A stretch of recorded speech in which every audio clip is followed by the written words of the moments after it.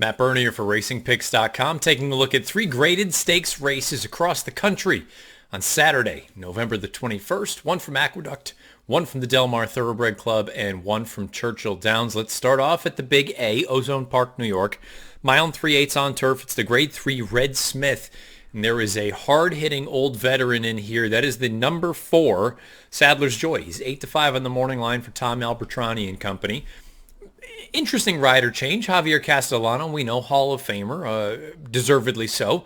But they're changing it up. He's been the normal rider for Sadler's Joy and pretty much for the past handful of years. We make the move to Joel Rosario, which I think is important. Rosario is arguably the best finisher aboard a horse in the United States, if not the world. So maybe that'll help Sadler's Joy's cause. I happen to think he's lost a bit of zip on the fastball. And perhaps you can beat him at a short price in here. If he shows up with his A game, it's better than everyone else's. But at a short number, maybe you can take a shot against him. I'm going to look at the number 9, Aquaphobia, and I can understand some folks who may look at him and say he's fool's gold. 3 starts back, he wins the Grade 1 United Nations, a Grade 1 in name only. And then he comes back with a couple of duds, one at Saratoga and one at Keeneland. I'm going to be a little bit kinder and say the run 2 starts back at Saratoga in the Grade 1 Sword Dancer. It came over an absolute bog. And I know he's performed relatively well over less than firm going in the past, but that was an absolute slog. And I don't want to hold that race against him. He then goes to Keeneland, and he was very close to the pace that day. And yes, he has run well when close to the pace in the past, but I think he probably does a little bit better with some sort of a target, a few lengths off of it, trying to make a little bit of a rally, getting the jump on the closers. It's also worth noting, and I've talked about it in the past, Keeneland's turf course can be a little bit quirky. Certain horses can handle it and certain horses can't. So I'm going to give him the benefit of the doubt for the 2 past runs. If you get a replica of the race 3 starts back from a speed figure standpoint, I think it's good enough to get the job done here. The horses he's likely to stalk on the morning line are a couple of 50-1 shots. If they go out there, and I guess if you want to add a horse like Postulation to the pace mix, who's 15-1, I think there's a scenario where he trips out in here, Aquaphobia.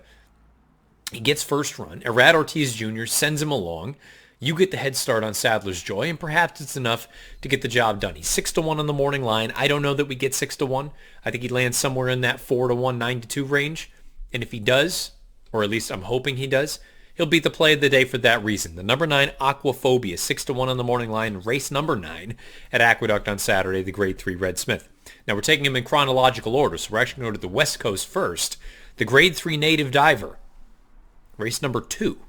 Post time is right around 4 o'clock on the East Coast, 1 o'clock on the West Coast. Heavy morning line favorite in here in the number 4 Midcourt. He's 4-5.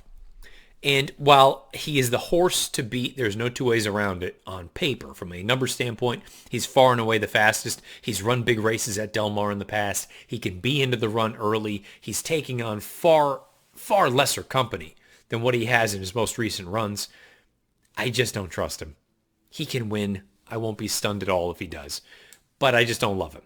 So in a 5-horse field, who are the alternatives? Perhaps the outside runner, Extra Hope, for Richard Mandella, who's always shown a little bit of promise. Yeah, I'm a little bit underwhelmed by him, but it wouldn't be a stunner if he ran well. Perhaps the inside runner, the number 1 Combatant, a Grade 1 winner earlier this year in the Santa Anita Handicap. For John Sadler, again, another horse that I don't love. Or maybe it's a total wild card like the number 2, Stellar Sound, from Michael McCarthy, who in his most recent start, first time going out for the McCarthy barn, all he did was go off and win by 7 lengths and earn pretty solid speed figures in the process. I'm going to go with the number 3, Royal Ship. He's 4-1 on the morning line, another Richard Mandella trainee. I fear he's a little bit of the wise guy horse in here, because if you don't like the known commodities, you're probably going to look at a horse like this. He has predominantly been campaigned on grass throughout his career. He's only run on anything other than grass once in his career. It was a wet track, a wet dirt track that he ran on back in Brazil, his native Brazil. I think he's run well enough in the 2 turf races here in the United States. I don't think they've been spectacular performances, but I think they have been far from disgraceful. It sounds like everything you hear from Southern California is this is a racehorse who has trained very, very well on the main track. I wonder if this is a bit of a reconnaissance mission for Richard Mandella and company to find out if the dirt is where this horse is going to do his best running here in the United States. And what better position to find out than a 5-horse field going a mile and an eighth, and that 5-horse field is really not a ton of superstars. I think this is a good opportunity to find out what you have. He's 4-1 on the line. I'm fearful people will look at him and say, he's the alternative. Nonetheless, I'll go with him. The number 3 Royal Ship in the second at Del Mar on Saturday afternoon, the grade 3 native diver. We'll wrap things up back in Louisville, back more toward the East Coast anyway. Race number 9, the grade 3 Chaluki. 1-turn mile on the main track, fillies and mares, 3-year-olds and up. Finite ran very, very well, rallying from off the pace in the grade 2 Raven Run in her most recent start down at Keeneland last month. The winner that day, Venetian Harbor, she came back and ran the filly and mare sprint. I don't want to hold that race against her, despite the fact that she didn't do any real running. Finite is a perfect 2 for 2 at Churchill Downs. I won't be surprised at all if she runs well, but at 8-5, you can have her. I'm interested in the number 6 Risky Mandate. Now, I say interested in... I'm not in love with her for one big reason I'll get to momentarily, but she was very impressive, winning an N2X race at Keeneland at the beginning of October, going 7 furlongs. Looked like she was in deep water at the top of the lane. The runner-up comes right up to her flank, and instead of wilting, she finds a lot more. Not only does she finish strong, but she gallops out like a freight train.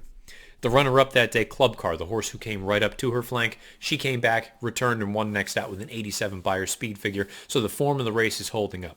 That was her second time wearing blinkers. I think that's another forward move sort of angle. She's a little bit sharper out of the gate. This is a horse who always had a little bit of a tardy start. Now with the blinkers on, seems to have sharpened her up out of the gate. The concern I have is the giant gap in the workout tab from October 18th to November 2nd. Now, yes, she did come back and fire a bullet in 47-2 for Tom Amoss on November the 2nd. But typically, I don't love to see any sort of lengthy time off, and that it's not even that was a week's worth of missed time. That's a rather lengthy gap in the tab.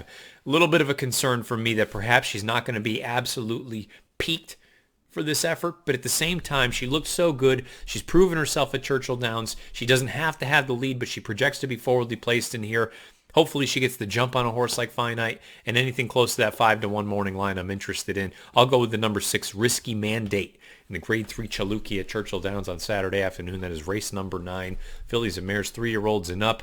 For all this sort of content, videos on the weekend, written content throughout the week from myself, Andrew Champagne, among others, make sure you subscribe to racingpicks.com. It's entirely free. All you need to do, enter your email address, and you are good to go. You get all the content you could possibly ask for throughout the week. And next Saturday, a little bit of a new piece to the Racing Picks content available.